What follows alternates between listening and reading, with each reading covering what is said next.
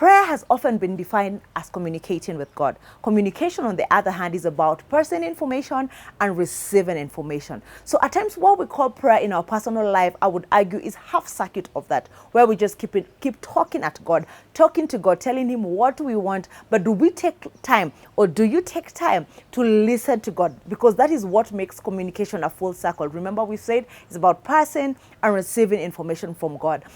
So how do you get to a place where you hear from God or receive from God? I would argue that that is primarily through the Word of God. Therefore, your prayer life should be accompanied by reading the Word of God. Where when you read the Word of God, you hear from God, you receive information from God, and then when you talk to Him, it's the other part of prayer where you are returning information to God. So, how is your prayer life? Would you say it's a full circle of communication, or is a half circle of communication? Are you those kind of people who are consistent in prayer? You pray every day, but you never read the Word of God. I would say that is a very weak prayer life. But if you read the Word of God, I would even argue more than you speak to God, it is better, because I believe God has more important things to say than we have to say to Him. So back your prayer life with reading the Word of God. Therefore, you can have a full communication.